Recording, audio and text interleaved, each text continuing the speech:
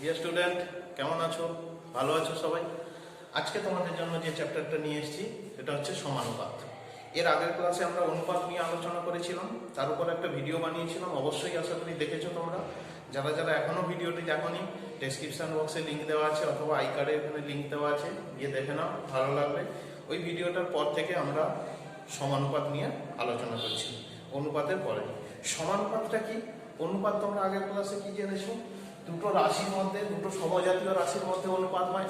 দুটো সমজাতীয় রাশি বলতে কি বোঝানো হয়েছে? ধরো সাপোজ এ গ্রাম আর বি গ্রামের মধ্যে আমরা রেশিও যখন করেছিলাম তখন আমরা কি করেছিলাম? A:B। কিন্তু এ গ্রাম আর বি কিলোগ্রামের মধ্যে যদি রেশিও করি তাহলে বি কিলোগ্রামটাকে অবশ্যই গ্রামে নিয়ে যেতে হবে, তারপরে আমরা রেশিও বের করতে পারবো।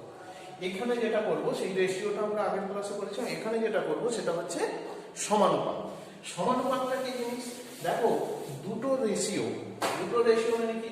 ধরো A:B মানে আমরা কি করেছিলাম? A:B মানে করেছিলাম A/B। আর একটা রেশিও, অন্য একটা রেশিও C:D মানে কি করেছিলাম? C/D।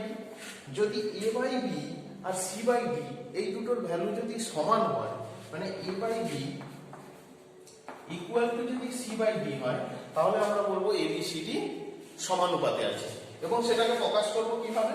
A:B সমানুপাত সাইনটাই হবে, দুটো ইস্টু সাইন পাশাপাশি বসবে, C:D। তার মানে A:B সমানুপাত C:D। তার মানে এর দ্বারা বোঝাচ্ছে এর সঙ্গে বি এর যা অনুপাত, সি এর সঙ্গে ডি এর সেই অনুপাত হবে। কি বললাম বোঝা গেল? একটা এক্সাম্পল দিলে আরো ক্লিয়ার হয়ে যাবে। এক্সাম্পলটা কি? ধরো সাপোজ 2:4 আর 3:6। 2:4 ইকুয়াল টু কত লিখতে পারি? তাহলে 2/4। 2/4 মানে হচ্ছে 1/2। আর 3/6 মানে হচ্ছে 1/2। তার মানে আমি এখান থেকে লিখতে পারি 2:4 সমানুপাত 3:6। তার মানে আমি বলতে পারি যে 2, 4, 3 and 6 আর ইন প্রপোর্শন, সমানুপাতে আছে চারটে রাশি। কি বললাম বোঝা গেল? তাহলে অনুপাত আর সমানুপাতের মধ্যে ডিফারেন্সটা কি? অনুপাতের হচ্ছে কি একটা দুটো ভ্যালুর মধ্যে তুলনা করা, সেটা অনুপাত। আর যখন দুটো অনুপাতের মান সমান হবে তখন আমরা সেই চারটে রাশিকে আমরা বলবো সমানুপাতে আছে, এই চারটে রাশি ABCD। ক্লিয়ার? ধরো ABCD হচ্ছে সমানুপাতে আছে। তারপর আমি বললাম ABCD সমানুপাতে আছে। তাহলে কি হবে? ABCD যদি সমানুপাতে থাকবে তাহলে A:B, C:D এইভাবে আমরা লিখতে পারি, যেটা আমরা এখনই বললাম। এই এটাকে আমরা বলছি প্রথম সমানুপাতি। প্রথম সমানুপাতি বা ইংরেজিতে বলে ফার্স্ট প্রপোর্শন।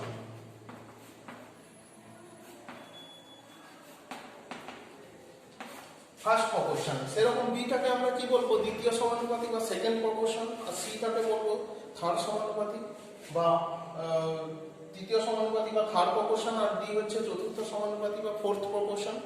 ঠিক আছে? এইখানে দেখো, এই সমানুপাতি থেকে আমরা কি জানলাম? আমরা জানলাম যে A/B ইকুয়াল টু হচ্ছে C/D। তাহলে এইখান থেকে আমরা যদি ক্রস মাল্টিপ্লাই করলে কি পাবো? A:D ইকুয়াল টু পাবো B:C। A:D equal to B:C। তার মানে দেখো এটা কি ফার্স্ট ইনটু এটা কি, এটা হচ্ছে ফোর্থ, আর এটা হচ্ছে কি সেকেন্ড ইনটু থার্ড। কি বললাম? ক্লিয়ার?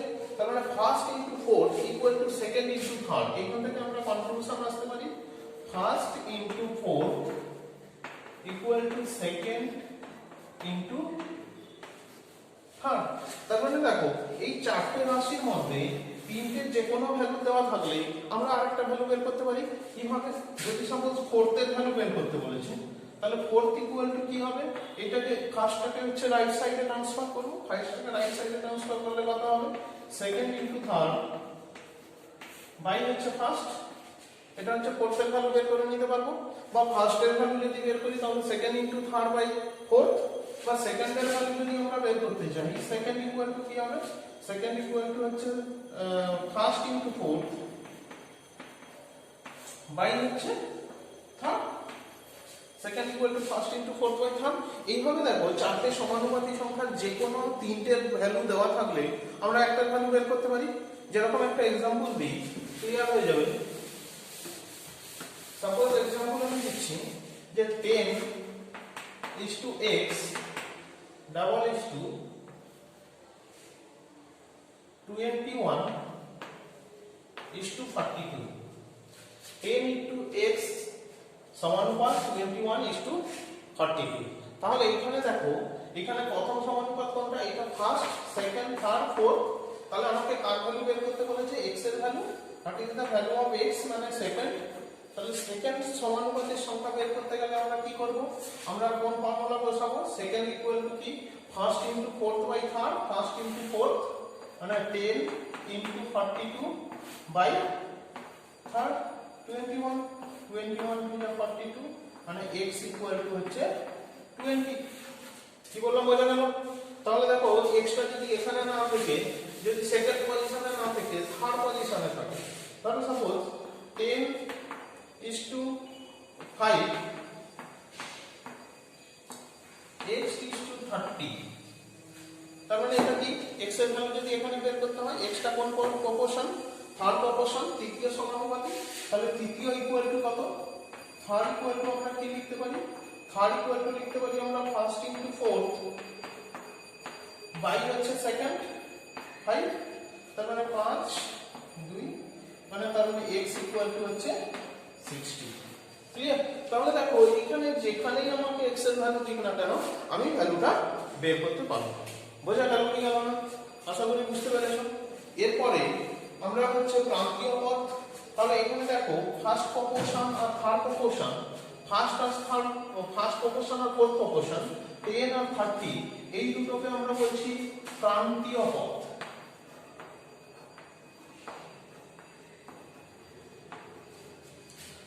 আর 30 ফার্স্ট আর ফোর্থ দুদিকে আছে বলে এটাকে প্রান্তীয় পদ বলছি। আর এই দুটোকে মানে সেকেন্ড আর থার্ড এইটাকে আমরা বলছি মধ্যপদ। তাহলে আমি কি পাচ্ছি এখানে? দেখো এই যে ফর্মুলাটা আমি যদি দেখি, এই ফর্মুলাটাকে ফার্স্ট ইনটু ফোর্থ মানে প্রান্তীয় পদ দুটোর গুণফল equal to second into third মানে মধ্যপদ দুটোর গুণফল। ক্লিয়ার ব্যাপারটা? ক্লিয়ার। এরপর এটা হচ্ছে সমানুপাতি গেল। এরপর আমরা আলোচনা করব ক্রমিক সমানুপাতি নিয়ে বা কন্টিনিউড প্রপোর্শন। কন্টিনিউড প্রপোর্শনটা কি? বা ক্রমিক সমানুপাতি। ক্রমিক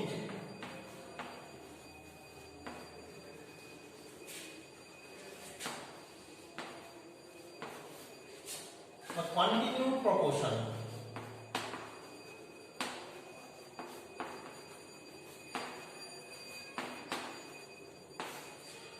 কন্টিনিউড প্রপোর্শন কি? কন্টিনিউড প্রপোর্শন হচ্ছে মানে প্রপোর্শনের মাঝখানে কোনো গ্যাপ থাকবে না। মানে ধরো suppose A B C D হচ্ছে ক্রমিক, শুধু যদি সমানুপাতি বলি, এবিসিডি যদি সমানুপাতি বলি তাহলে আমরা কি লিখতে পারি? এ বাই বি মানে A is to B equal to দিয়ে সি ইজ টু ডি লিখতে পারি। এটা হচ্ছে অনলি সমানুপাতি। আর ক্রমিক সমানুপাতি কি? ক্রমিক বা কন্টিনিউড প্রপোর্শন কি? কন্টিনিউড প্রপোর্শন হচ্ছে এ ইজ টু বি আর বি ইজ টু সি। এখানে দেখো বি এর সঙ্গে সি এর কোনো রেশিও হয়নি, কিন্তু কন্টিনিউডে যখন যাবে তখন হচ্ছে B is to C again C is to D, C is to D. এটা কন্টিনিউ চলতে থাকবে, কোথাও কোনো গ্যাপ হবে না। যখন সমানুপাতি বলছিলাম A B R C B, B R C এর মাঝখানে একটা গ্যাপ হয়েছিল, রেশিও হয়নি। কিন্তু কন্টিনিউড প্রপোর্শন বলে A is to B equal to B is to C equal to C is to D. Clear আইডিয়াটা? তাহলে প্রপোর্শন আর কন্টিনিউড প্রপোর্শন মানে সমানুপাতি আর ক্রমিক সমানুপাতির মধ্যে ডিফারেন্সটা কি বুঝতে পারলে? ঠিক আছে, দেখো যদি আমি বলি 2 3 5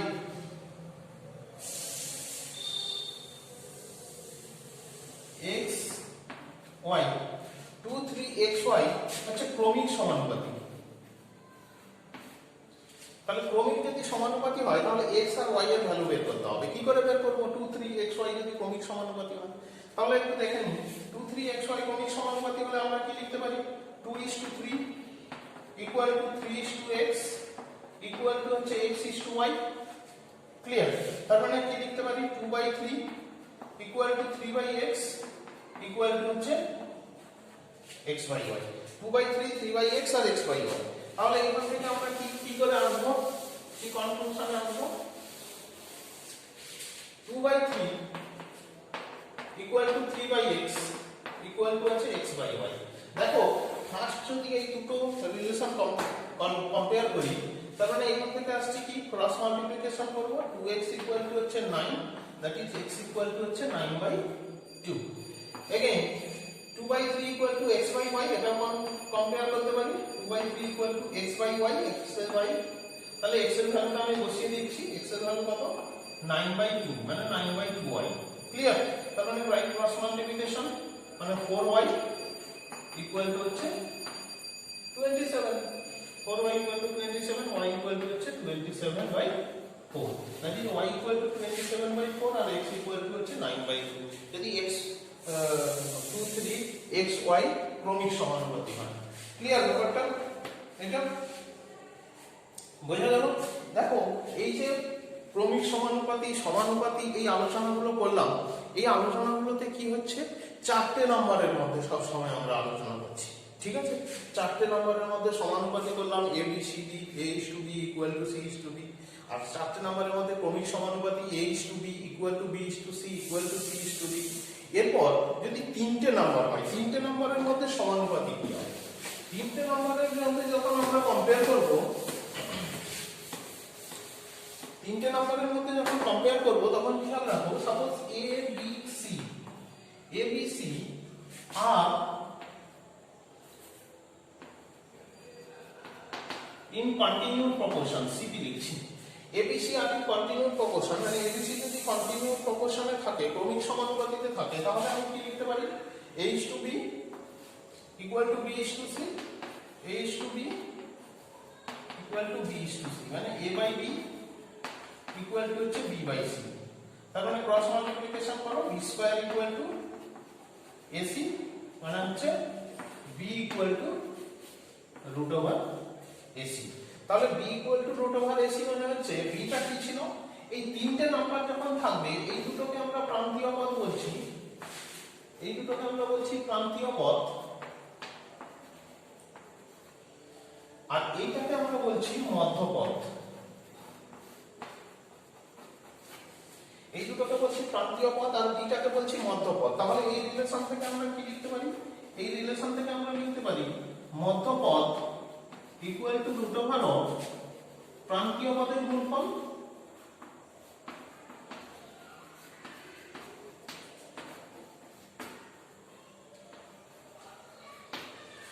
মধ্যপদ equal to প্রান্তীয় পদের গুণফল, √of প্রান্তীয় পদের গুণফল। ক্লিয়ার? তার মানে 3টে নাম্বার যদি ক্রমিক সমানুপাতিতে থাকে তাহলে এই রিলেশন হবে। তাহলে একটু দেখি 3টে নাম্বার সমানুপাতিতে থাকলে কি হবে? ক্রমিক সমানুপাতি হয়। শুধু যদি সমানুপাতি হয় তাহলে বলো 3টে নাম্বার সমানুপাতি হলে কি লিখতে পারি? A B C are in proportion, মানে সমানুপাতি, ক্রমিক সমানুপাতি না। তাহলে কি লিখতে পারি? তাতেও কিন্তু A/B equal to B/C লিখতে হবে। তার মানে 3টে নাম্বারের ক্ষেত্রে প্রপোর্শন এন্ড কন্টিনিউড প্রপোর্শন দুটো কিন্তু সেম। কি বললাম বোঝা গেল? প্রথম দুটোর অনুপাত হচ্ছে a b এর মধ্যে হবে, শেষ দুটো অনুপাত হবে তাতেও b c এর মধ্যে হবে। তার মানে bটা হচ্ছে বোথ কেসে ইনক্লুড আছে। তার মানে আমি বলতে পারি যে 3টে নাম্বার যখন থাকবে তখন proportion and continued proportion both are same, মানে a/b equal to b/c, that is b² equal to ac। Clear? তাহলে 3টে নাম্বারের ক্ষেত্রে একটা एग्जांपल নিয়ে বের করি। কোনো একটা term, suppose 10x2 10x2 are in proportion, তাহলে x এর ভ্যালু কত হবে? what is the value of x? তাহলে দেখো এখানে কি লিখতে পারি? 10/x equal to x/2 by cross multiplication x² equal to 20, মানে x equal to 20। তার মানে মিডল ভ্যালু হচ্ছে √20, বা সাপোজ ধরো 10 25x, এখানে x এর ভ্যালু কি হবে 10 25x, তাহলে এখান থেকে আমরা কি লিখতে পারি 10/25 25/x, এই তিনটে যদি প্রপোর্শনে থাকে তাহলে বাই ক্রস মাল্টিপ্লিকেশন আমরা কি লিখতে পারি, বাই ক্রস মাল্টিপ্লিকেশন আমরা লিখতে পারি 10x = 625, that is x = 625 by 10, তার মানে হচ্ছে পয়েন্টটা এখানে চলে যাবে মানে 6.25, তার মানে এটা বুঝে গেল। তাহলে 10x = যদি 625 হয় x = 6.25, তার মানে এখানে থার্ড প্রপোর্শন হচ্ছে 6.25। ক্লিয়ার ব্যাপারটা? এটা হচ্ছে তিনটে নাম্বারের ক্ষেত্রে। তিনটে নাম্বার যদি প্রপোর্শনে থাকে তাহলে আমরা এইভাবে ক্যালকুলেশন গুলো করব, ঠিক আছে। লাস্ট একটা টাইপের প্রবলেম করছি, দেখো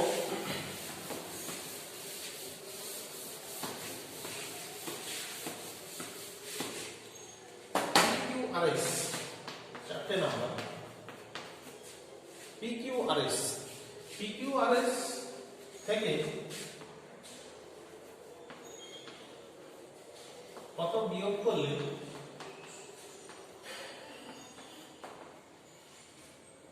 সমানুপাতে থাকবে।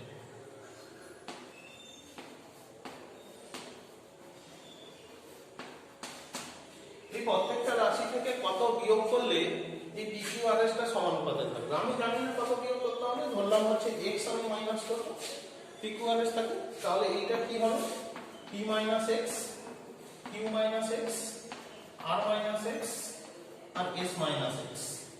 এই চারটে রাশি যদি সমানুপাতে থাকে তাহলে আমরা এখান থেকে কি লিখতে পারি, p - x by q - x equal to r - x by s - x by cross multiplication করে দিই, তাহলে এরকম ক্রস মাল্টিপ্লিকেশন করলে p - x into s - x equal to হচ্ছে r - x into q - x। Clear? তাহলে ইনটু করি, তাহলে ps minus sx minus px plus x square, এই দিকেও একই রকম হবে rq minus rx minus qx plus x square. তাহলে x স্কয়ার আর x স্কয়ার ক্যান্সেল করে দিই, তাহলে দেখো x গুলোকে আমি x গুলো রিলেটেড টার্ম বলবো, এইগুলো আর উইদাউট x টার্ম কোনটা ps আর rq, এইগুলোকে একদিকে নিয়ে যাই আর x রিলেটেড টার্মগুলোকে একদিকে নিয়ে যাই। তাহলে কি আসছে rx plus qx minus sx minus px equal to rq minus ps minus ps। এখান থেকে যদি x কমন নিই তাহলে কি থাকলো r plus q minus s minus p equal to rq minus ps।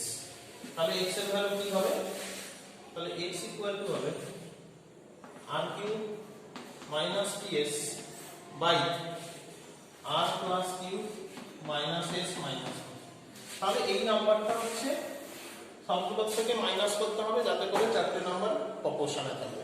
এই প্রবলেমটা করালাম কেন বলতো, কারণ এই রিলেটেড PQ এর জায়গায় যে কোনো নাম্বার থাকুক না কেন আমরা এই প্রসেসে আমরা সলিউশনটা বের করতে পারবো। ওর নাম্বার মাইনাস করতে হবে, মাইনাসের ক্ষেত্রে মাইনাস করতে হবে, যদি প্লাস করতে বলে তাহলে প্লাস করতে হবে, ঠিক আছে। এই হচ্ছে তোমাদের সমানুপাতের একদম বেসিক আইডিয়া। ভিডিওটা আশা করি ভালো লাগবে। আর হচ্ছে যদি কিছু প্রবলেম থাকে এই চ্যাপ্টার সম্পর্কে, এই অধ্যায়ে যেটা বললাম এই সম্পর্কে যদি কোনো কিছু ডাউট থাকে অবশ্যই তুমি কমেন্ট বক্সে কল করবে, কমেন্ট বক্সে কমেন্ট করবে। আর হচ্ছে আমার টেলিগ্রাম চ্যানেল আছে, চ্যানেলে জয়েন করে তুমি তোমার সমস্যা পাঠাতে পারো, আমি অবশ্যই চেষ্টা করব সলভ করার জন্য। ভালো থাকো, থ্যাংক ইউ।